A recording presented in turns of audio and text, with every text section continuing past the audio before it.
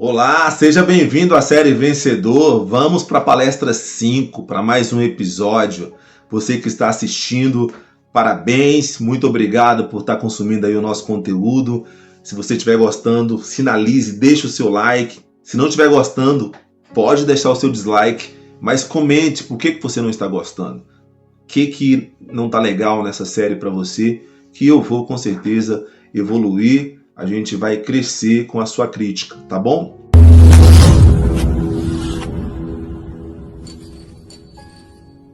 No último episódio, nós falamos sobre o processo da cura. Vamos continuar falando desse conteúdo, mas agora com outro tema. Hoje nós vamos falar sobre o sofrimento no tratamento.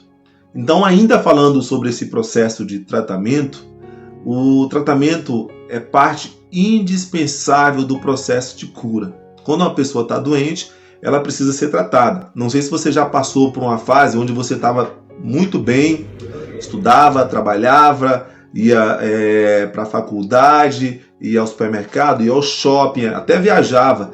E de repente você adoeceu e teve que interromper esse processo. Deu atestado no trabalho, faltou aula, deixou de ir à igreja, deixou de ir à academia, porque você não estava no seu estado normal. Então você ficou aí acamado, às vezes até internado, e a gente fica aí meio que na dependência, dependendo de alguém para poder passar por esse processo de tratamento. E o primeiro passo é exatamente isso aí. O tratamento é fase obrigatória que todo doente tem que passar. Porém, se deixar ser tratado não é fácil, é um desafio. Exige muita paciência da pessoa para se deixar ser tratado, se deixar ser levado para o hospital. Nem sempre o processo de tratamento precisa ser demorado, mas ele é doloroso. Tomar remédio é ruim, tomar injeção é ruim, ficar em casa doente, comendo só coisas ali limitadas é ruim, ficar no hospital com uma sonda no nariz, se alimentando através de sonda é ruim. Então o processo, ele é um processo doloroso, ele é um processo que tem um certo sofrimento. Os problemas de saúde e doenças mudam totalmente a nossa rotina.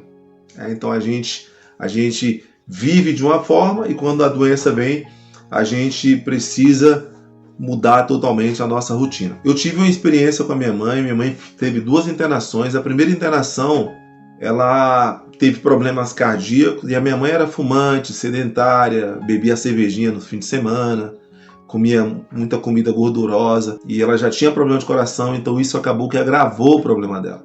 Então ela precisou ficar no hospital durante alguns meses, 2 meses para ser mais exato, para poder passar por todo aquele processo de preparação para colocar um marca-passo, que era um instrumento ali que iria ajudar, auxiliar ali os batimentos cardíacos da minha mãe, porque o organismo dela já não era mais suficiente para fazer isso sozinho. E minha mãe era uma pessoa muito nova. Então ela colocou um marca-passo, seguiu durante muitos anos ainda, mas na segunda internação da minha mãe, infelizmente, ela não resistiu. Fiquei ali no hospital com ela durante um bom tempo e na segunda vez ela já não resistiu. Depois ali de alguns meses, a minha mãe infelizmente veio a óbito. Foi um momento muito difícil, muito triste para a nossa família. Só que ao longo desta internação, desse tratamento, por várias vezes, a minha mãe ela ficava me pedindo para levar ela para casa, chorava, e ela falava uma frase que era muito marcante para mim, sabe? Me leva para casa, para eu morrer em casa, eu quero ver meus netos, eu quero poder comer uma comida melhor. E tem isso, né? Quando você está no hospital, a comida que você come é uma comida insossa. Por quê? Porque você precisa, a sua dieta é parte da sua cura. Então agora você vai fazer aquilo que precisa fazer para poder chegar onde precisa chegar, que é na cura, que é obter a sua cura. O dia que a minha mãe pediu para que eu levasse ela para casa, foi muito doloroso para mim. E chegou uma época que a minha mãe estava tão ansiosa para poder ir para casa, para poder sair daquele lugar, que ela começou a puxar os tubos, o tubo que alimentava ela através de sonda. Ela puxava todos os fios ali, todos os tubos que eram vitais, né, necessários ali para que ela pudesse ser acompanhada, ser monitorada e para que a gente conseguisse restaurar a saúde da minha mãe. Infelizmente, a minha mãe veio a falecer, mas a nossa intenção sempre foi que ela vivesse.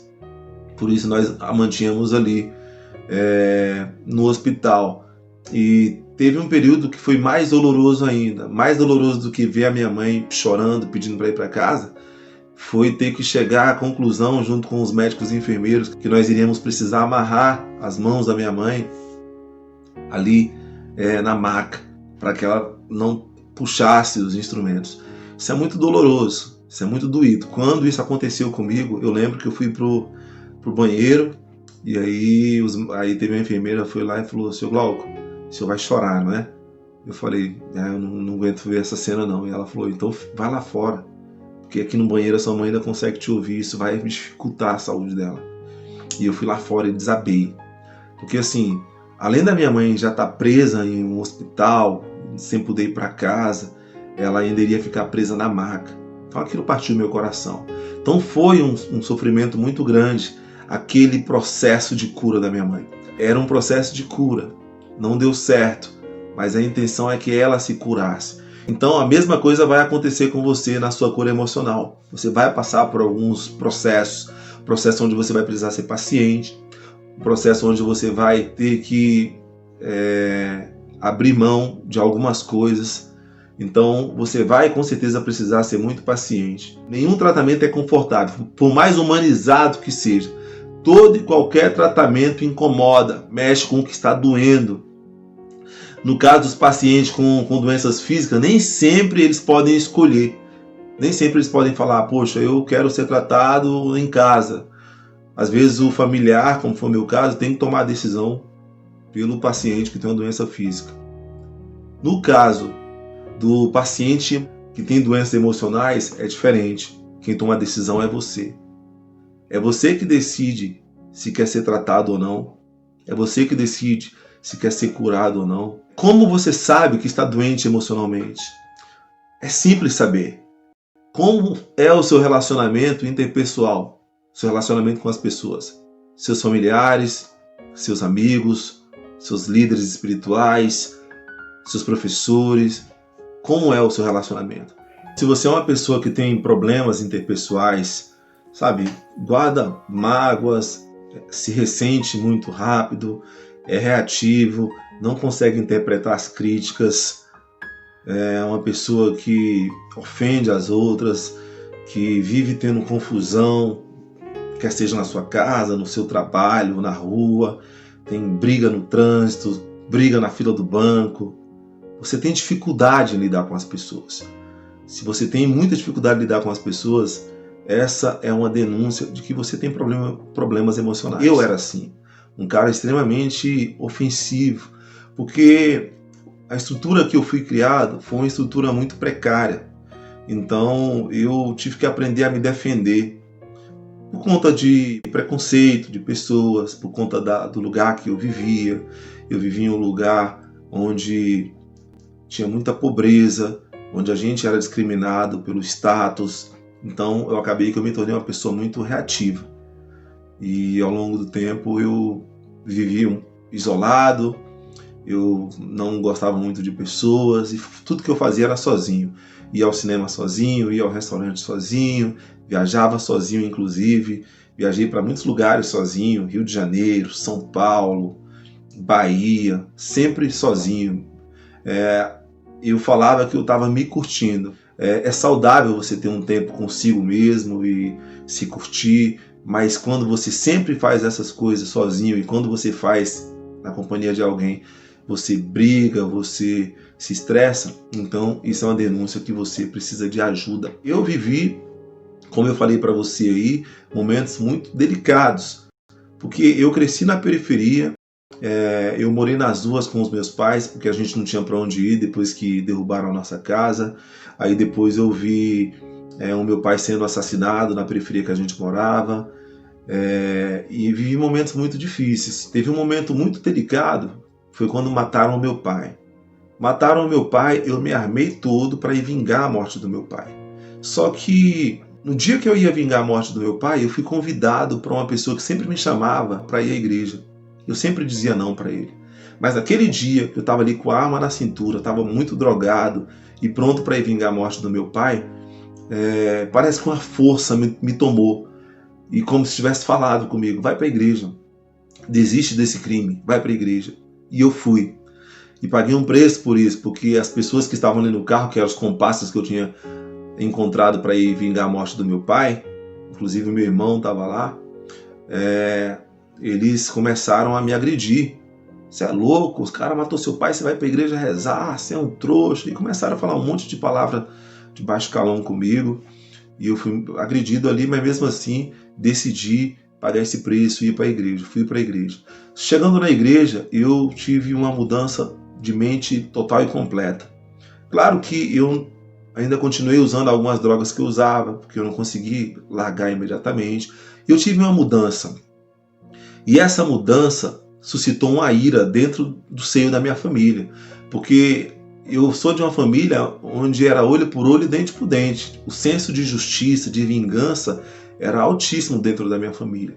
Então, quando acontecia alguma coisa, nós dávamos o troco.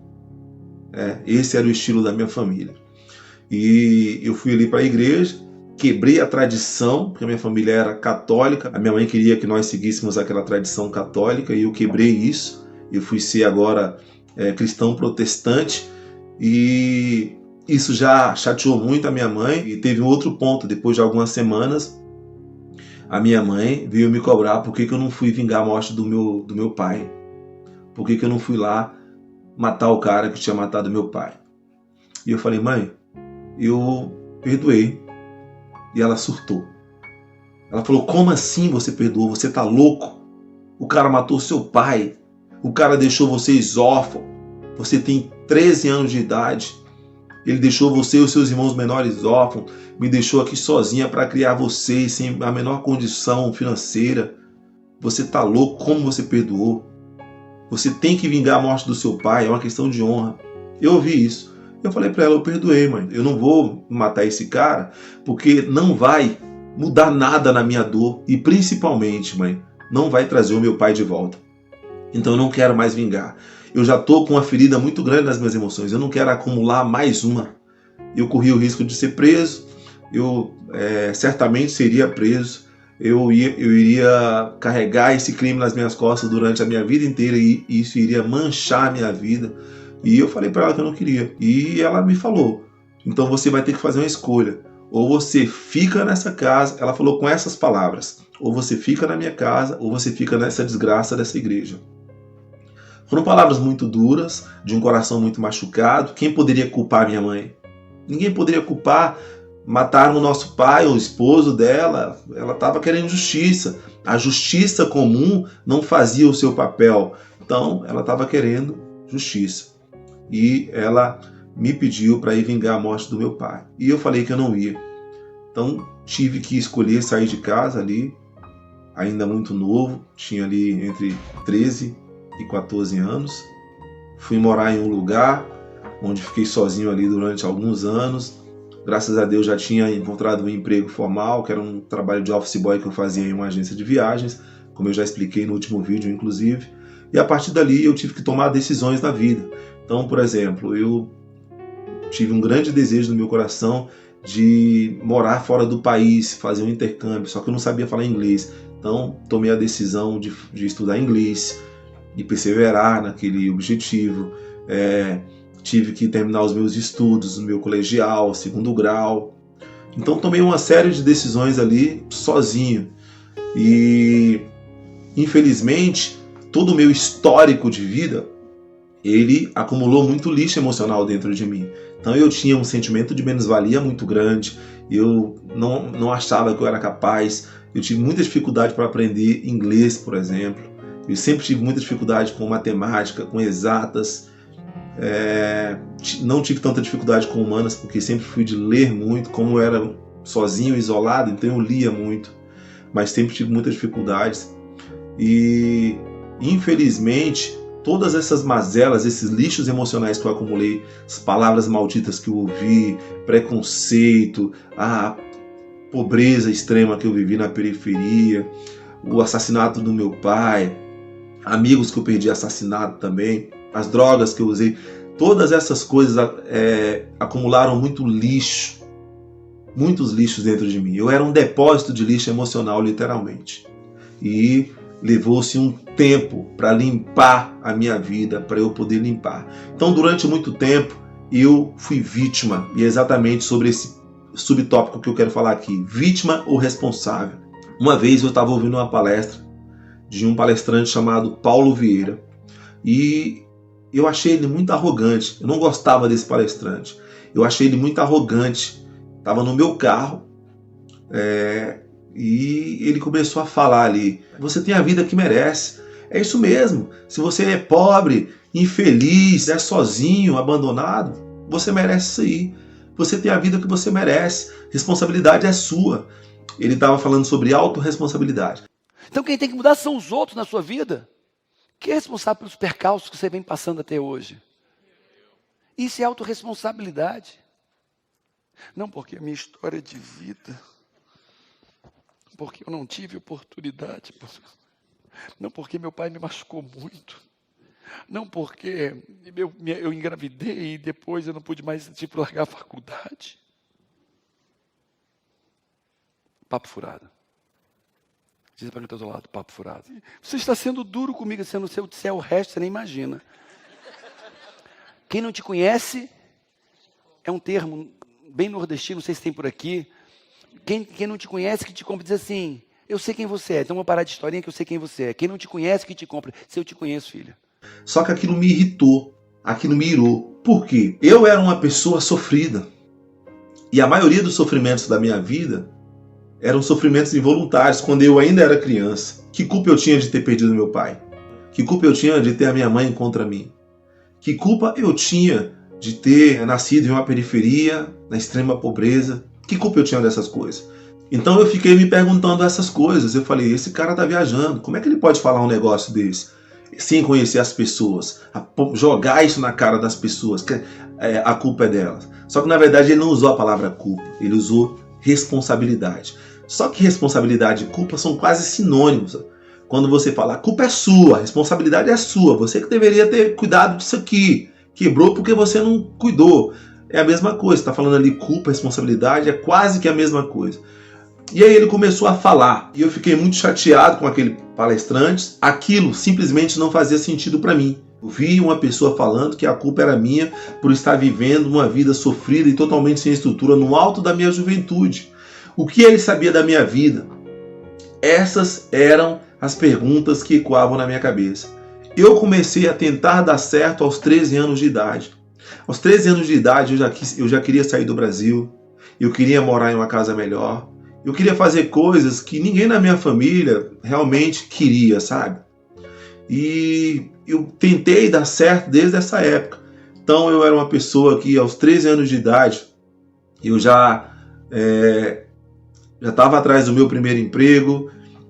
Eu já trabalhava como engraxate de sapato, vigiava carros também. Então eu queria dar certo. Eu inclusive jogava em jogos de azar, porque era uma esperança para mim. Falei: cara, já imaginou se eu ganhar um dinheirão e mudar a vida da minha família, comprar uma casa para minha família? E eu achava que tudo se resumia a dinheiro, que se eu tirasse a minha família daquele estado ali de pobreza extrema, os problemas se resolveriam. Hoje eu sei que não. Hoje eu sei que a gente atrairia mais problema. A gente atrairia mais dívidas, né? A gente acumularia dívidas, porque a gente não tinha estrutura nem para lidar com o dinheiro. Então, na minha juventude, parecia que tudo dava errado para mim. Eu tentava dar certo. Depois que eu entrei na igreja, eu tentava dar certo. Eu era um cara de coração bom. Eu ajudava as pessoas, sabe? Fazer tudo certo dentro daquele universo que eu vivia. Era assíduo na igreja, era uma pessoa comprometida na igreja. Era músico na igreja e ali tocava bateria, e era uma pessoa assídua, sabe? E aí depois me tornei professor das crianças, era comprometido. E eu sempre fui uma pessoa que fiz tudo certo e dava tudo errado. Pelo menos era o que eu achava, que eu estava fazendo tudo certo. Só que o que estava me prendendo de crescer, me impedindo de crescer, de alavancar, era exatamente este lixo emocional que eu tinha dentro das minhas emoções e não conseguia tirar. O lixo, ele amargava dentro de mim, ele fedia dentro de mim. Quando eu dei o primeiro passo para a mudança, o universo, ele conspirou contra mim, ao invés dele convergir a meu favor. Ele conspirou contra mim. A minha mãe chegou ao ponto de falar que o meu pai ele só foi assassinado porque eu já estava com a intenção no coração de me tornar cristão, de me tornar protestante. Ela chegou ao ponto de falar isso. Mas nessa época eu tinha que ficar firme na minha decisão de permanecer no caminho que eu tinha escolhido, que era a fé. Então, mesmo estando na igreja, mesmo tendo ajuda espiritual, eu comecei a sabotar, fazer pequenas sabotagens na minha vida. E o que é sabotar? Sabotar é quando você constrói uma coisa, você se esforçou, lutou, estudou, você constrói essa coisa. E aí lá na sua mente, nas suas emoções, no seu subconsciente, você começa a se ver como indigno. É como se você tivesse um autodiálogo, você começa a falar, cara, mas ninguém na minha família deu certo. Por que eu estou tentando fazer isso aqui dar certo? Isso aqui não vai dar certo também. E aí você aponta o caminho do sucesso, você se coloca no caminho do sucesso. Se você permanecer seguindo firme, vai dar certo. Só que aí você acha que você não é merecedor. Sabe? Você começa a ficar achando que você... Pô, ninguém na minha casa deu conta de fazer isso, por que eu vou dar? Ninguém na minha casa deu certo, por que eu vou dar? Você não tem um parâmetro. Pelo menos esse era o meu caso, eu não tinha um parâmetro. Poxa, eu tinha perdido meu pai assassinado aos 12 anos de idade. Minha mãe era uma pessoa sofrida, sabe? Meus irmãos estavam nas drogas, eu também estava nas drogas. Então eu tentei me sabotar. E aí eu escrevi aqui, ó, porém, por não ter tratado as minhas emoções adequadamente ainda, por ter apenas sido forte e acumulado tudo, eu acabei não conseguindo dar sequência no processo de conquista e comecei a sabotar o meu potencial. Então eu nem tinha construído coisas ainda, mas eu tinha um potencial para construir, para conquistar. Só que eu comecei a sabotar aquele potencial. Como? Falando que eu não dava conta. Então eu tinha vários autodiálogos comigo. Ah, eu sou isso mesmo. Pô, minha casa é a pior casa da rua, eu cresci na periferia, morei nas ruas, fui molestado sexualmente, fui abusado por um pedófilo. Quem sou eu? Então eu tinha esses diálogos. Então ali era um processo de sabotagem. Eu vivi isso por mais de 10 anos. Eu sempre contava a minha história para as pessoas para justificar que eu era um coitado. Eu queria despertar essa pena, sabe, das pessoas de mim. Que as pessoas olhassem para mim e falassem, nossa, coitadinho de você. Mas na verdade, as pessoas que estavam perto de mim, elas viam coisas que eu não via. Ela falava, Glauco, que história incrível que você tem, cara. Você perdoou o cara que matou seu pai. Cara, você vai ser um grande pastor, um grande palestrante. Você vai viajar o mundo falando para as pessoas a tua história.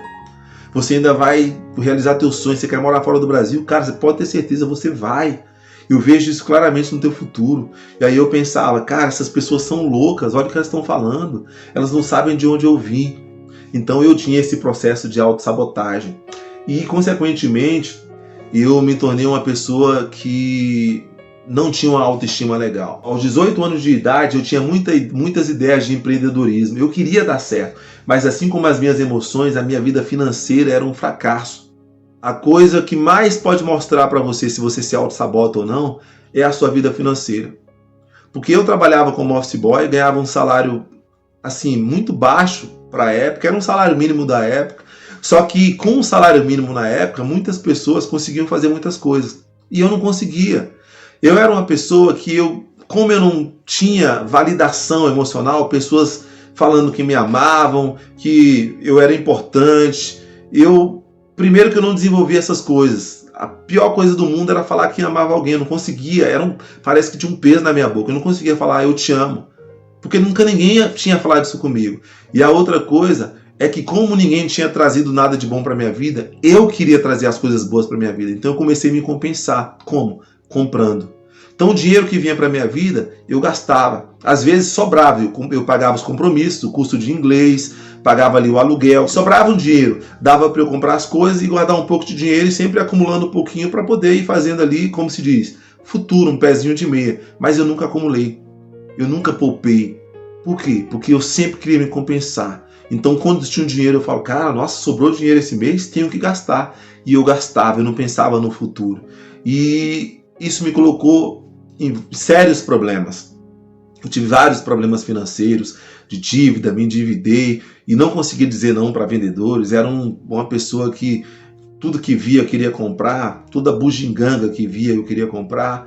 E isso era uma forma de me compensar emocionalmente. Então eu comprava coisas, eu colocava coisas no lugares de pessoas, de emoções, sabe, de validação. Porque o que te valida é a pessoa, o que fala que você é um campeão, que fala que você é um vencedor, que vai dar certo, são as pessoas. Então eu colocava as coisas no lugar das pessoas que eu nunca tive na minha vida. E como as pessoas que me falavam que eu ia ser um vencedor, um campeão, eram pessoas que não tinham tanto vínculo emocional comigo, aquelas palavras entravam aqui e saíam aqui. Quando o seu pai fala para você, filho, você é um campeão, você vai conseguir, sabe, tô aqui com você, isso tem um peso muito grande na sua vida. Você compra essas palavras com a sua mais alta fé, crença. Você fala, cara, é o meu pai falando, não é qualquer um falando. Então você se agarra nessas palavras. Só que quando o seu pai, a sua mãe, um irmão, um familiar, uma avó, fala para você também que você é um derrotado, que você é um fracassado, que você faz tudo errado, que você nunca faz nada certo, essas coisas também, elas ficam na sua vida e você segura essas palavras durante muito tempo nas suas memórias. Você não deleta isso. Você pode até não ficar lembrando disso todos os dias, porque outras coisas ocupam o seu pensamento, os seus dias, mas você não deleta. E toda vez que você vai se preparar para dar certo, essas palavras elas vêm lá do recôndito da sua alma, da sua mente, e aí elas aparecem. Não, mas você não vai dar certo. Você não presta. Você nunca faz nada errado. Sabe aquela criança que é criada falando, o pai falando para ela que ela nunca faz nada errado, que ela é um emprestável, que ela só faz besteira, a criança quebra um copo, e aí toda vez que a criança faz uma besteira, ela vai ficando com mais medo de fazer besteira e o medo vai levando ela a fazer mais besteira ainda. E ela cresce com esse complexo. Então, eu tentava dar certo, mas eu não conseguia.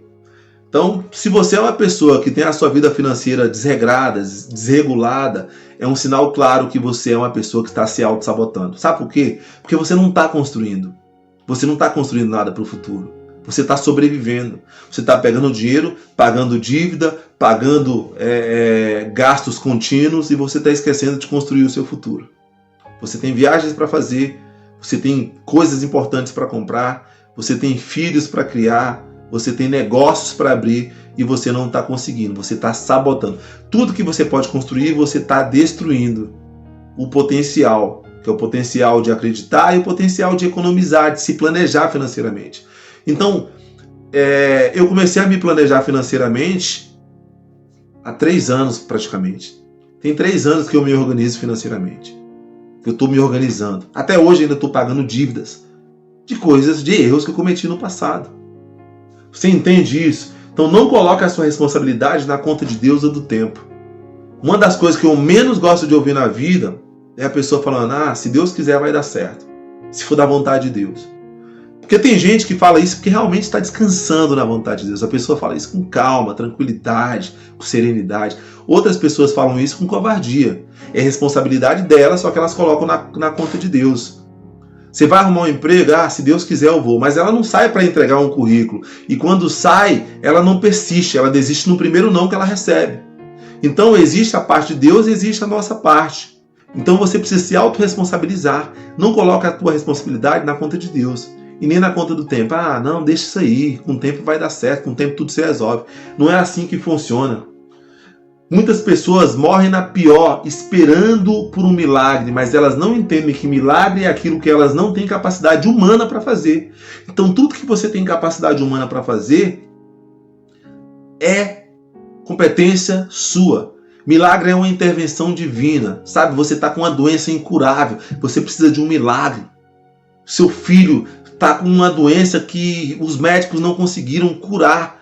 Você precisa de um milagre. Então milagre é quando você não tem meios, o seu dinheiro, o seu conhecimento, as pessoas que você conhece, ninguém pode fazer nada por você. Você depende de Deus, única e exclusivamente de Deus. Isso é milagre. E um paralítico falou para Jesus, Senhor, o Senhor quer me curar? E ele falou, sim, eu quero te curar. Então é a vontade de Deus. A vontade de Deus ela já está revelada.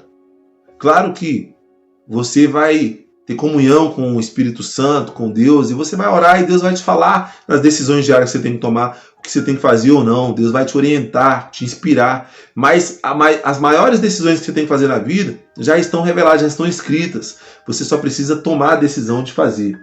Então não coloque a sua responsabilidade na conta de Deus, nas costas de Deus.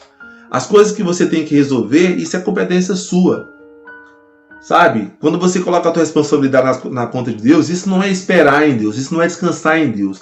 Olha só, descansar em Deus é saber que você fez a sua parte, você plantou as sementes e agora você depende da chuva, algo que está totalmente fora do seu controle, e você fica sossegado nas suas emoções, porque você conhece a Deus e sabe que Ele fará. Ele mandará a chuva, e se Ele não mandar, Ele tem algo maior e melhor que vai além da sua compreensão. Depender de Deus não é não fazer nada, mas fazer aquilo que cabe a você fazer. Quando Moisés estava fugindo, por exemplo, com o povo do Egito, o exército estava atrás dele perseguindo, e ele se deparou com o mar na frente dele, sabe?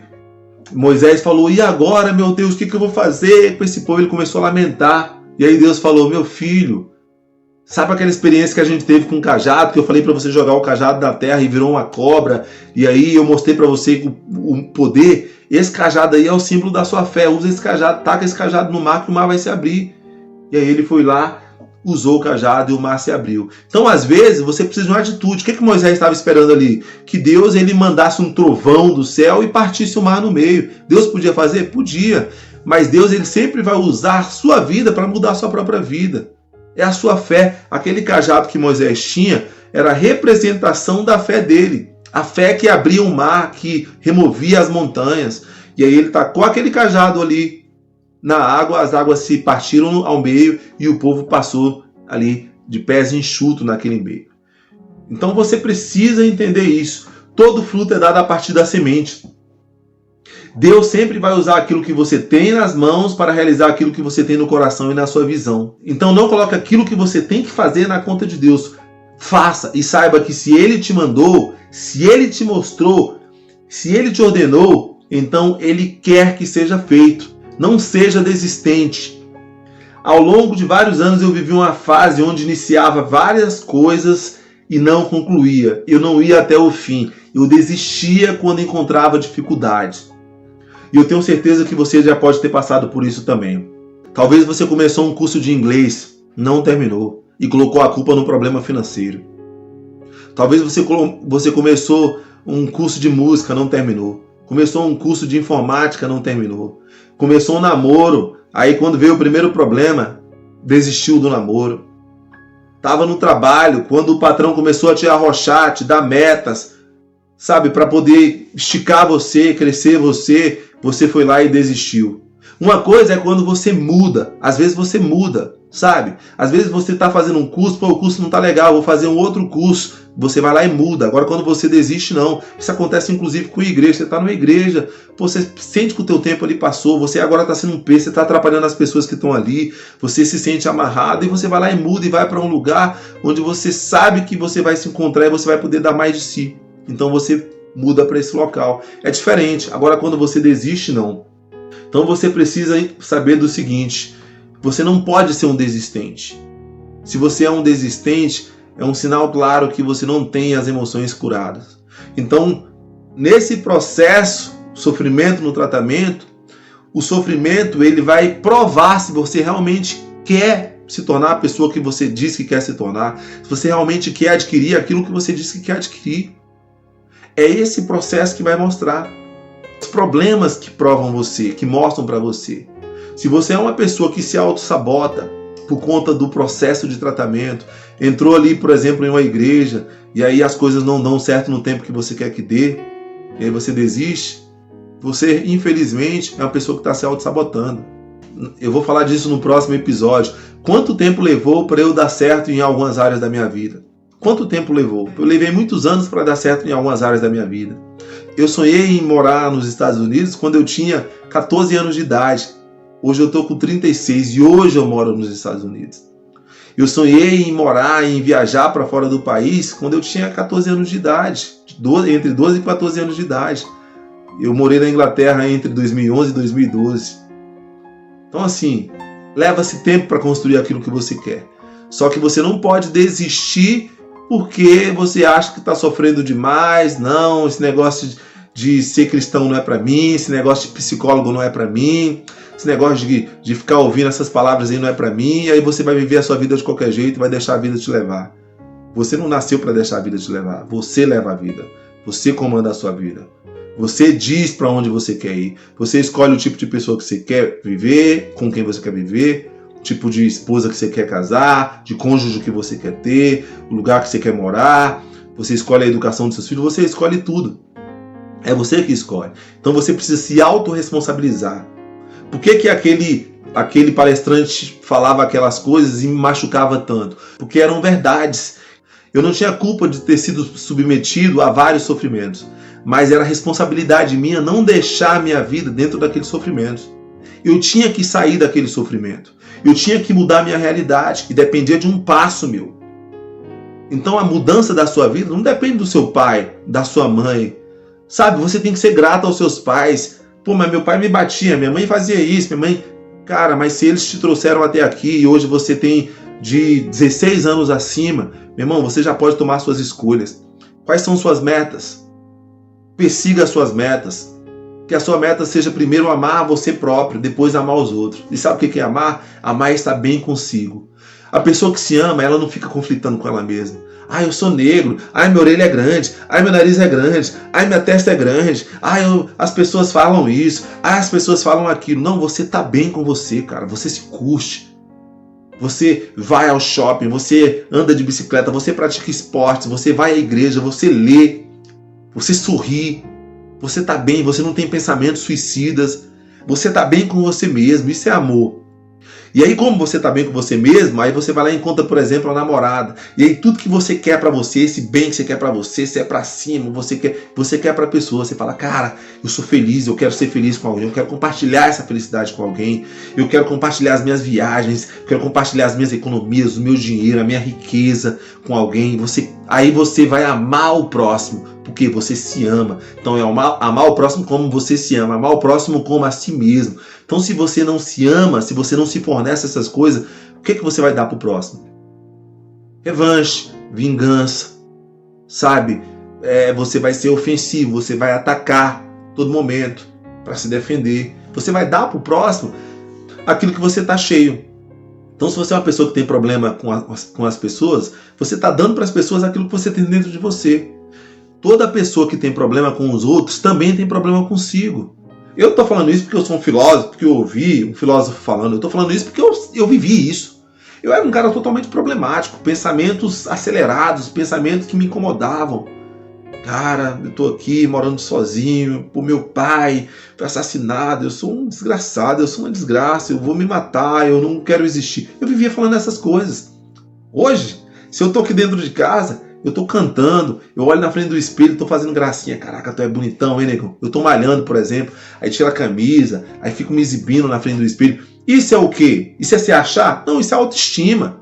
Eu sei quem eu sou, eu me amo. Vou pra academia, corro, pedalo, ando de bicicleta, nado.